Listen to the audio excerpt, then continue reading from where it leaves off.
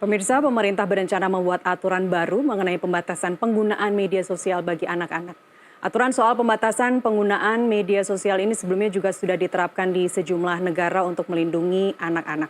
Menteri Komunikasi dan Digital, Mutia Hafid mengungkap hal tersebut usai berdiskusi dengan Presiden Prabowo Subianto membahas strategi pemerintah melindungi anak-anak di ruang digital.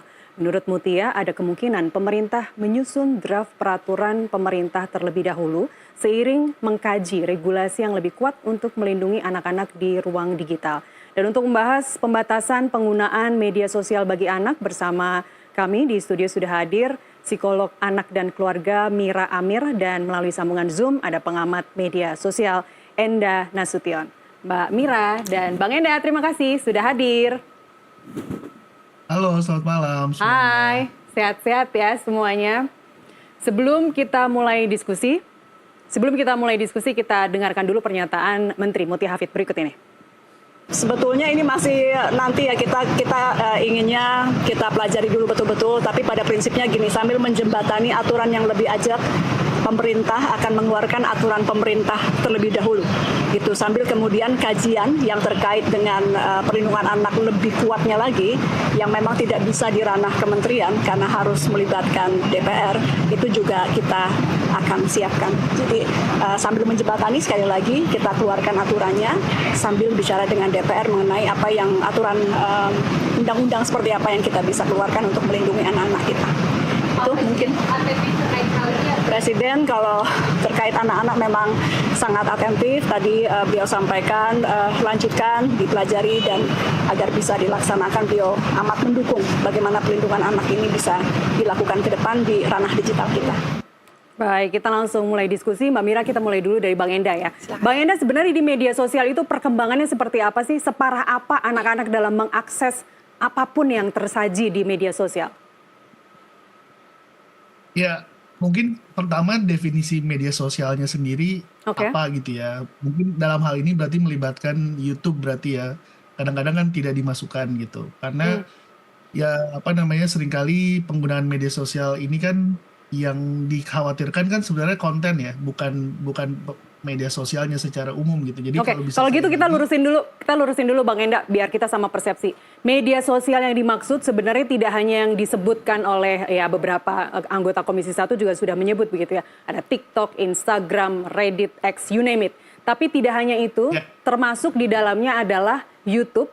Dan apakah WhatsApp melalui WhatsApp grup atau pengiriman segala bentuk konten di WhatsApp itu kita sebut juga media sosial? Bisa dibilang begitu, cuma maksud saya gini, daripada kita menyebut aplikasi-aplikasinya yang mana mungkin akan bertambah, akan berkurang, akan berubah gitu ya.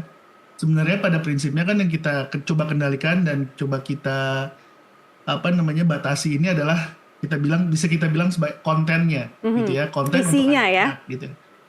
Betul, yang pertama adalah kontennya, kedua menurut saya yang perlu dilindungi juga adalah data pribadi si anak-anak ini.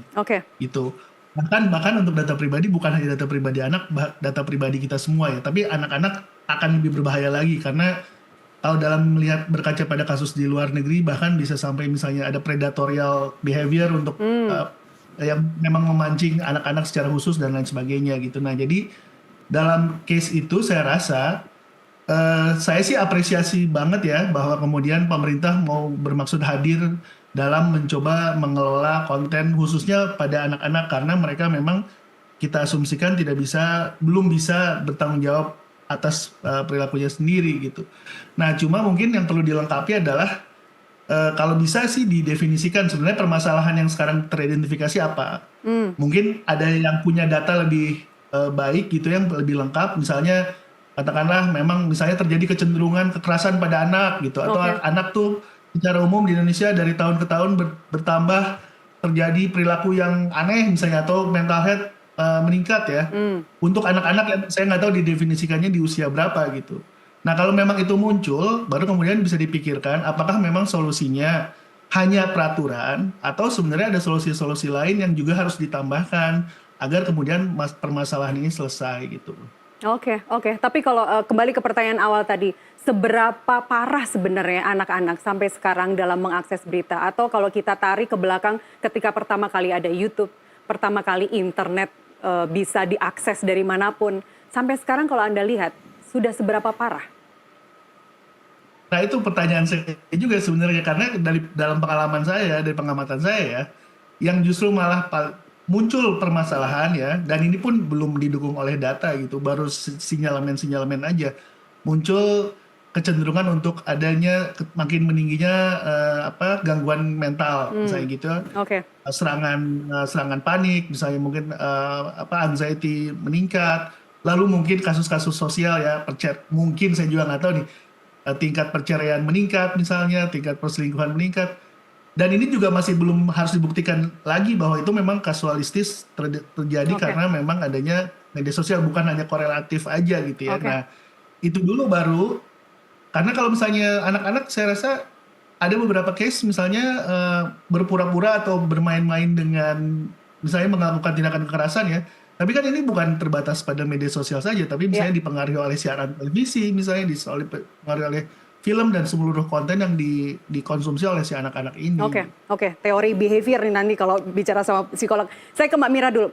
Tadi yang disebut oleh Bang Enda, tergantung sebenarnya kedewasaan si anak tersendiri, kedewasaan atau tanggung jawab si anak itu sendiri. Jadi kalau misalnya kita mau narik usia, batasnya harusnya 13, 18, 15, dan kalau kita lihat regulasi di luar negeri itu juga nggak saklek 13. Semuanya melihat itu pada kedewasaan si anak dalam mengakses berita.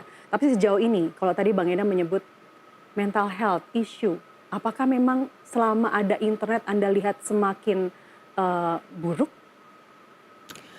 Kecenderungannya bisa dikatakan demikian gitu ya. Jadi pada anak-anak kalau kita pakai batasan usia kedewasaan itu adalah hingga usia 18 tahun. Itu pun secara hukum kan juga seperti minimal itu. 18 tahun si anak bisa disebut dewasa dalam tindakan, dalam pemikiran? Minimal adalah sekian, tapi nanti apakah betul-betul dewasa kembali lagi sifatnya sangat individual ya gitu kan. Tergantung bagaimana karakter si anak, pola pengasuhan yang diterimanya gitu kan, untuk bisa menentukan dia benar-benar sebagai anak yang sudah bisa diberikan tanggung jawab yang penuh gitu.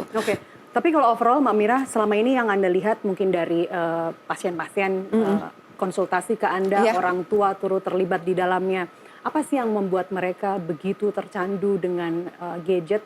Kita gadget nggak cuma ngomongin game aja, tapi juga konten yang tadi disebut oleh Bang Enda juga, konten-konten yang ada di dalam media sosial. Sependek pengamatan yang saya lakukan ya terhadap situasi sekeliling, lalu juga pola yang terjadi pada klien-klien saya itu adalah pengenalan gadget yang terlalu dini gitu ya, yang memang orang tua semacam kompensasi dari waktunya yang terbatas gitu kan, lalu juga kegagalannya dalam pengasuhan anak, sehingga ketika seharusnya bisa terjadi interaksi yang mutual, yang berkualitas antara orang tua dan anak, itu dialihkan ke gawai gitu kan.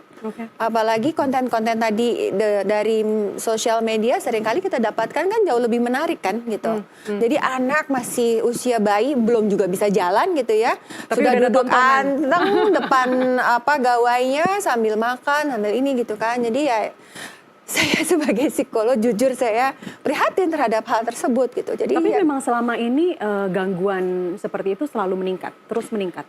Yang kita sering amati kan adanya anak-anak menjadi tantrum ya. Usia balita tantrum kalau tidak diberikan gawai gitu. Entah apapun itu isinya ya gitu kan. Pasti kan sesuatu yang menarik, lebih menarik buat dia ketimbang kegiatan lain di hadapannya gitu kan. Habis itu adalah beranjak dia menginjak usia remaja. Mereka mengalami kesulitan untuk berinteraksi secara sosial yang baik gitu kan, dengan teman sebaya, dengan lingkungan sekolah, bahkan dengan orang tua ataupun keluarganya gitu. Karena mereka akhirnya menarik diri, memisahkan diri gitu, dan sibuk dengan gawainya, apapun itu yang ada di situ gitu. Kompensasi. Semuanya kembali kepada pengasuhan, semuanya kembali kepada orang tua. Betul, dan dari awal mereka terbiasa untuk hubungan yang terjalin adalah antara dia dengan si gawai itu gitu. Dia dengan si media sosial. Oke, Bang Enda, selalu kita sering dengar ya, misalnya di rapat-rapat Komisi 1 sekalipun begitu, yang melibatkan platform-platform misalnya. mereka selalu, saya nggak tahu ya, mereka selalu menyangkal bahwa mereka menggunakan algoritma untuk membuat orang-orang yang mengakses konten-kontennya itu menjadi kecanduan. Sebenarnya kalau dari pengamatan Anda, algoritma itu seberapa besar akhirnya bisa mempengaruhi kecanduan dari seorang pengguna? Ya, mungkin yang pertama saya coba tanggapin soal algoritma dulu ya. Itu rasanya sih sudah umum diakui oleh semua platform bahwa sekarang konten yang kita konsumsi ditentukan oleh algoritma agar kemudian kita menghabiskan waktu lebih banyak. Ya. Sehingga kalau dulu saya bilang seluruh tanggung jawab konten yang kita konsumsi itu ada di tangan user.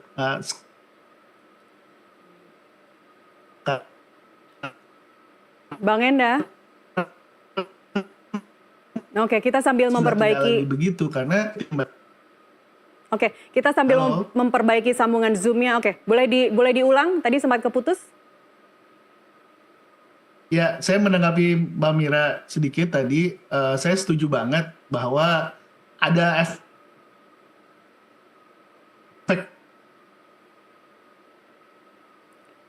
Ini yang jelas gangguan sinyal ya, bukan gangguan isu yang sedang dari kita. Penggunaan teknologi. Cek lagi. Oke. Ya, silakan Bang Enda. Ya, jadi saya setuju bahwa ada efek besar yang bisa kita lihat ya dari pengalaman kita sendiri lah, bagaimana anak kecil, bahkan tadi kan disebutkan bayi ya, bagaimana mereka merespon teknologi digital gitu. Nah, tapi kan pertanyaannya gini, kalau berarti peraturan yang mau dibuat ini bukan pembatasan usia untuk media sosial. Kalau mau bikin peraturan bagaimana orang tua ini memberikan gadget atau gawai ini pada anak-anaknya gitu ya. Oke. Jadi kan agak salah sasaran sebenarnya kalau kita mau membatasi media sosial di umur 13 tahun, orang dari umur 34 tahun udah dicekokin sama gawai gitu kan. Jadi aturannya harusnya untuk anak-anak, untuk orang tuanya gitu, bukan untuk kasih anak-anaknya. Jangan dibatasi anak-anaknya, tapi orang tuanya diberi pengertian. Harusnya memang tidak dengan peraturan, tapi mungkin dengan kampanye awareness gitu ya, kayak kampanye harus punya anak 2, keluarga berencana gitu yang masif gitu. Nah, saya rasa harusnya ke arah sana daripada bikin peraturan yang hanya baru untuk anak umur 13 tahun atau bahkan 18 tahun udah lewat gitu. Masalah sosialnya atau masalah mentalnya udah muncul di usia-usia dini gitu. Iya, bayi nggak perlu verifikasi untuk lihat media sosial itu, tapi kembali lagi ke orang tua. Setuju Mbak Mira? Ya, jadi memang ya peraturan ini saya untuk orang tua ya? Dengan Bang Enda saya setuju gitu ya, bahwa niatan baik dari pemerintah gitu ya, di bawah pimpinan Pak Presiden Prabowo Subianto gitu kan, untuk menjaga kualitas anak-anak Indonesia kan gitu ya. Namun lebih dari itu tentunya semacam kampanye besar gitu untuk para orang tua gitu ya. Di sini kan juga semakin banyak ya para orang tua muda yang memang kita perlu tekankan gitu loh. Jadi tumbuhkan kualitas hubungan antara anggota keluarga yang baik gitu kan, seminim mungkin penggunaan gawai gitu di lingkungan rumah ini gitu. Ini termasuk kalau tadi kita bicara dari sisi anak-anak yang menjadi pengguna atau penikmat media sosial. Bagaimana dari sisi orang tua yang dari bayi anaknya udah difoto-foto, udah diposting-posting, lucu-lucu, kita juga ikut menikmati tampilan-tampilan itu. Bagaimana efeknya terhadap si anak ketika dia beranjak kemudian usia 3 tahun, 5 tahun, kemudian saat dia sudah mengerti bahwa aku ada di mana-mana gitu. Nggak hanya itu gitu ya, jadi dari pengamatan saya di beberapa konten itu orang tua sengaja menstimulasi anaknya sedemikian rupa demi kepentingan konten gitu ya, membuat anaknya merasa frustrasi, marah, nangis, dan dianggap itu sebagai hal yang lucu gitu. Itu kalau jadi yang selama ini kita lihat itu belum tentu itu beneran kejadian sebenarnya ya. Iya, dan kadang-kadang seperti disengaja gitu ya, jadi anak misalkan setiap kali diberi makanan lalu direkam gitu kan, setiap kali diberi makanan direkam. Apa dampaknya kalau orang tua yang manipulatif seperti tadi? Apa yang terjadi pada secara psikologis kepada si anak? Gangguan pada kesehatan mental pastinya di kemudian hari gitu. Umur kan berapa? Terbiasa. Umur berapa bisa ketahuan? bisa beragam, tapi bisa usia balita juga sudah bisa, usia sekolah biasanya banyak keluhan terhadap hal itu, usia remaja udah nggak usah ditanya lagi. Usia remaja Gitu kan. 13 Jadi tahun sudah pasti ngerti. Atau sudah kurang dari itu? menunjukkan gejala gangguan. Wow. Gitu. Wow, Ketidakstabilan emosi gitu kan. Ya. Bang Enda, kalau kita bicara regulasi, lantas regulasi apa yang bisa diterapkan untuk orang tua yang memang hobi posting anaknya? Nah, ini saya rasa ya, jadi kan sebenarnya tidak harus segala sesuatu diselesaikan dengan peraturan ya. Ada yang namanya, sebenarnya kalau di berbagai konteks kan ada kayak semacam norma ya, ada norma dulu gitu ya, lalu kemudian kita bisa bilang mana sih yang secara sosial bisa diterima atau tidak. Jadi ada norma sosial, ada norma etika dan lain sebagainya. Nah, dalam penggunaan media sosial pun begitu, nggak harus segala sesuatunya diselesaikan dengan peraturan atau undang-undang. Walaupun memang kadang-kadang bikin kita kesel gitu ya, ada perilaku-perilaku yang bikin di media sosial yang bikin kita kesel, misalnya pamer. Kan sebenarnya media sosial kita gunakan untuk kita semua untuk pamer kan. Cuman tinggal masalah tingkat kenoraannya aja, kamu lebih norak, gue nggak terlalu norak gitu kan sebenarnya pamer. Saya nggak pakai media sosial soalnya. Nah, yang bikin kesel itu kan misalnya kayak tadi ya, misalnya anak dieksploitasi berlebihan kan kita kasihan ya sama juga. Tapi ada juga yang lucu gitu kan, mungkin menggemaskan juga gitu. Nah, jadi kan tapi tidak berarti harus ada peraturan pemerintah untuk mengatur itu, saya rasa gitu. Jadi kebijakan pemerintah ini saya rasa perlu lebih. Tadi saya setuju sama Ibu Mutia ya, Pak Bu Menteri, bahwa memang perlu dikaji lebih dalam soal peraturan ini sehingga nanti juga bisa di-enforce. Ini mirip juga dengan analoginya kayak batasan usia dewasa untuk nonton film ya, kan kita tahu di atas 17 tahun. Tapi siapa yang bisa mengenforce bahwa kemudian ada umur anak 6 tahun masuk, kan nggak ada sanksinya. Apa sanksinya? Kecuali orang tuanya ada di sebelahnya. Jadi boleh nonton kalau di pojokan ada bimbingan orang tua gitu ya. Iya, kalau sekarang malah diviralin sama sama penontonnya, ada anak kecil nonton film gore gitu, film nonton horor kok boleh sih kan? Itu sanksi sosial lah akhirnya jatuhnya gitu, bukan peraturan pemerintah gitu. Iya, tapi sanksi sosial lebih kejam daripada aturan yang berlaku. Oke, tadi kalau dari sisi negatifnya, orang tua yang manipulatif anaknya diposting, disuruh pura-pura melakukan sesuatu. Tapi bagaimana jika yang diposting itu sesuatu yang tadi Bang Indah bilang justru mengemaskan loh, bukannya ini justru memupuk kepercayaan diri seorang anak? Selalu ada positif, ada negatifnya, Mbak Mira. Betul, semuanya memang demikian. Penggunaan gawai kan juga begitu. Ini kan juga kemajuan teknologi yang sebenarnya jadi pisau bermata dua kan gitu ya. Bisa menguntungkan, namun juga di satu sisi juga bisa merugikan kan. Tapi ya itu tadi menggemaskan. Kalau yang diutarakan oleh Bang Enda, batasannya siapa yang seberapa jauh yang kita bisa berlakukan kan gitu ya. Menggemaskan buat Bang Enda mungkin dengan untuk saya juga berbeda, bisa seperti itu gitu. Atau orang lain melihat itu mengemaskan justru timbul rasa iri, rasa cemburu. Ya, tadi kalau kembali lagi contoh batasan usia menonton film terutama di bioskop gitu kan, itu kan sebenarnya aturannya jelas, himbauannya juga jelas gitu. Tapi begitu di dalam lalu ada orang tuanya, nanti dikatakan kamu sirik aja nggak bisa ajak anak menonton film. Sirik aja, terus mau ngomong apa gitu ya. Oke, kita lanjutkan di segmen berikutnya. Kalau kesempatan kita untuk menyampaikan poin-poin krusial, apa nanti yang seharusnya masuk dalam regulasi yang akan dibentuk oleh pemerintahan baru. Kita kembali usai jeda, tetaplah bersama kami.